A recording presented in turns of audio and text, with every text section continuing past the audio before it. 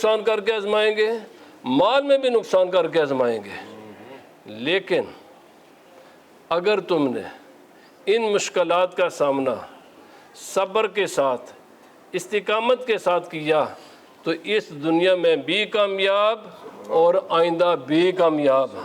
اور اگر صبر کا دامن چھوڑ دیا، نہ اس دنیا میں کامیابی نہ آخرت کی کامیابی۔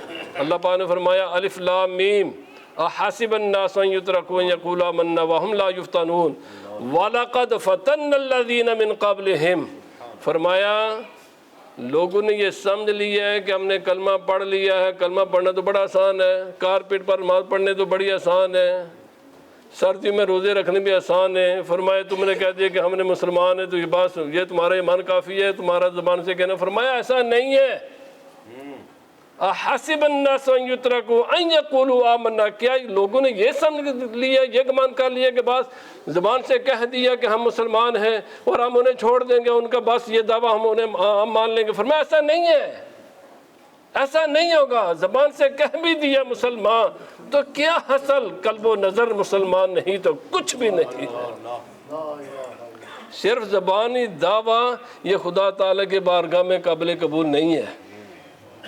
فرمایا یہ میرا خدا، ہمارا قانون ہے وَلَقَدْ فَتَنَّ الَّذِينَ مِن قَبْلِهِمْ، جو تم سے پہلے اہل ایمان آئے ہم انہیں بھی آزماتے رہے اور ہم تمہیں بھی آزمائیں گے۔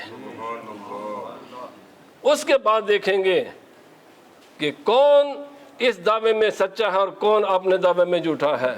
حضرات گرامی، جو میں یہ آیتیں میں نے عرض کیوں کی، آپ کی خدمت کیوں پیش کی؟ رسول خدا صلی اللہ علیہ وسلم کے بارگاہ میں ایک صحابی آئے، اہل مکہ کے مظالم ہم سنتے رہتے ہیں، انہوں نے انتہائی ناگفتہ حالات تھے اور حالات کی ان سنگینیوں کا ذکر نبی پاک صلی اللہ علیہ وسلم سے کیا۔ سرکار دو عالم صلی اللہ علیہ وسلم فرمایا ان حالات سے گھبرا کر تم نے بات کی ہے، حالانکہ تم سے پہلی قومیں وہ ایسی بھی آئے، اہل ایمان آئے ہیں کہ جنہیں آگ میں ڈالا گیا، جن کے جسموں کو لوہے کی کنگھیوں سے ان کا گوشت ان کے جسموں سے اتارا گیا، لیکن وہ آگ میں ڈلنا انہوں نے گوارا کر لیا اور لوہے کی کنگھیوں سے اپنے جسم سے اپنے گوشت کو جناب الگ کرنا گوارا کر لیا، مگر وہ اسلام پر اس کے باوجود ثابت قدم رہے۔ میرے بھائی، ہم شہداء کربلا کی بات کرتے ہیں، ہم اہل بیت اطہار کی بات کرتے ہیں۔ حضرت علامہ مولانا قاسم صاحب نے جس بات کی طرف اشارہ کیا ہے، کبھی ہم نے سوچا کہ ہماری آنے والی نسلیں ہم ان کے ایمان کو بچا سکیں گے کہ نہیں بچا سکیں گے؟ کبھی میں عرض کروں، ہر زمانے کا ایک فتنہ ہوتا ہے۔ آج کے زمانے کا یہ جو فتنہ ہے سکول کی تعلیم، یہ تاریخ انسانیت میں اتنا بڑا فتنہ کبھی انسانیت پر مسلط نہیں ہوا۔ تاریخ انسانیت میں اتنا بڑا فتنہ نہیں ہے جو ایمان کا دشمن ہے، ہمارے آنے والے نسلوں کے ایمانوں کا دشمن ہے۔ کبھی ہم نے فکر کیا ہے؟ میرا موضوع ہے حضرت علی سیدنا حضرت علی شیر خدا رضی اللہ تعالیٰ عنہ، غزوہ خیبر کے موقع پر نبی اکرم رحمت مجسم صلی اللہ علیہ وسلم، بخاری شریف کا حدیث پاک ہے، سرکار نے فرمایا کل میں یہ آج کے زمانے کا نہیں تھا، وہ زمانہ کہ جناب عالی شان بڑی کمفرٹ گاڑیوں پر سفر کرنا، ہمیں بھی 1.5-2 گھنٹے میں برمنگھم سے یہاں آ گئے ہیں، پیدل چلنا پڑتا تھا، جنگ کے لیے گئے، خیبر کے موقع پر گئے، دور ہے مدینہ منورہ سے۔ نبی پاک صلی اللہ علیہ وسلم نے فرمایا کل میں یہ جھنڈا اس انسان کے ہاتھ میں دوں گا کہ جو خدا اور رسول سے محبت کرتا ہے اور خدا اور رسول اس سے محبت کرتا ہے۔ مختصر میں حدیث عرض کر کے میں اس بات کی طرف آنا چاہتا ہوں۔ صحابہ اکرام نے بڑی چینی کے ساتھ رات گزاری۔ دوسرے روز نبی پاک صلی اللہ علیہ وسلم فرمایا اے علیش، فرمایا علی کہاں ہے؟ حضرت علی شیر خدا رضی اللہ تعالیٰ عنہ کے بارے میں صحابہ اکرام نے عرض کیا ان کی آنکھوں میں درد ہے۔ سرکار نے فرمایا بلاؤ۔ حضرت علی رضی اللہ تعالیٰ عنہ حاضر خدمت ہوئے، لاب دہن ڈالا، سرکار نے فرمایا یہ جھنڈا ہے اور یہ اسلام کا جھنڈا ہے، اس کا حق ادا کرو، جاؤ اسلام کے لیے میدان میں اترو اور یہ اسلام کا جھنڈا اس کو نیچے نہیں ہونے دینا۔ حضرت علی چلے، تھوڑی دیر گئے، پھر سرکار دو عالم صلی اللہ علیہ وسلم نے بلایا واپس۔ آپ نے فرمایا علی یاد رکھنا اتنا طویل سفر کر کے مدینہ منورہ سے خیبر تک ہم دنیا کا مال حاصل کرنے کے لیے نہیں آئے. میں مفہوم عرض کر رہا ہوں، ہمارا مقصد کسی انسان کو بے مقصد قتل کرنا نہیں ہے، مارنا نہیں ہے، مال حاصل کرنا نہیں ہے، کوئی دنیاوی مقصد نہیں ہے. اگر اتنے طویل سفر کے بعد ایک انسان نے بھی کلمہ پڑھ لیا، ایک انسان نے بھی کلمہ پڑھ لیا، ایک انسان کا ایمان محفوظ ہو گیا، ایک انسان نے اسلام قبول کر لیا، ہم اپنے مقصد میں کامیاب ہیں. اور اس کلمے کے مقابلے میں اس زمانے کی سب سے زیادہ جو چیز لوگ سمجھتے تھے نا، وہ سرخ اونٹ تھے.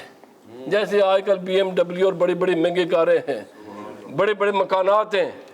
فرمایا ایک انسان کے ایمان کی حفاظت کر دی جائے، یہ ہزاروں قسم کے اونٹ ہوں، مکانات ہوں، قیمتی سے قیمتی دنیا کی دولت انسان کے ہاتھ میں آ جائے، اس سے بہتر یہ ہے کہ انسان ایک انسان کے ایمان بچا لے. اس لیے اپنے بچوں کی فکر کیجیے.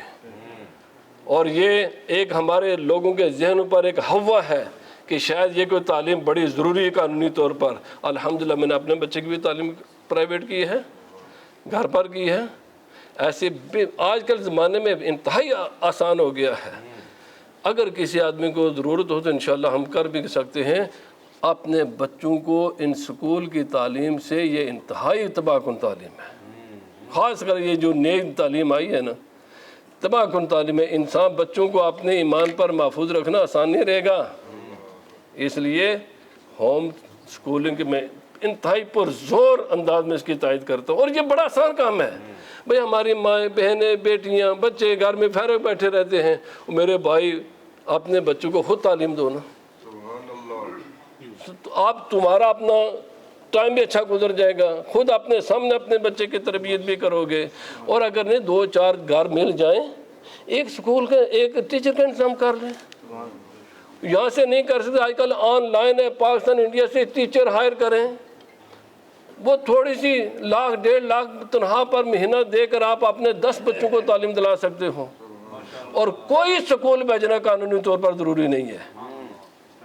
یاد رکھیں، جب میں نے اپنا بچہ اٹھایا سکول سے تو آئے.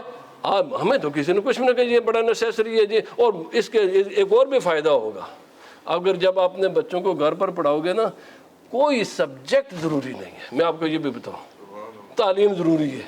بس یہ برٹش قانون میں تعلیم ضروری ہے. آپ قرآن پاک پڑھائیں، آپ اردو پڑھائیں، آپ جو چاہیں وہ پڑھائیں. پڑھانا ضروری ہے، کوئی سبجیکٹ ضروری نہیں ہے. میرے بھائی اپنے بچوں کو بچاؤ، ایمان ان کا بچاؤ.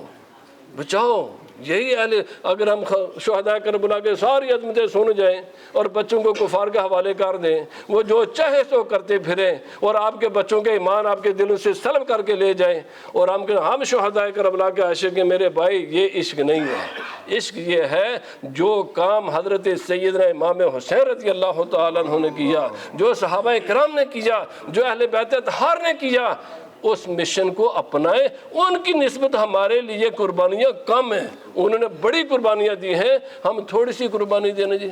اپنے گھر کا بجٹ ایسے بنا لیں، یہ بڑی بڑی لگژری گاڑیاں خریدنے کے بجائے چھوٹی گاڑی خرید لو. بڑے بڑے مکان خریدنے کے بجائے چھوٹا مکان خرید لو. ادھر بازاری کھانے کے بجائے کھانے کا اپنا بجٹ کم کر کے وہ پیسہ بچاؤ اور اپنے بچوں کو اپنی تعلیم دو اور ان کے ایمان بچاؤ. اللہ پاک ہمیں عمل کی توفیق عطا فرمائے.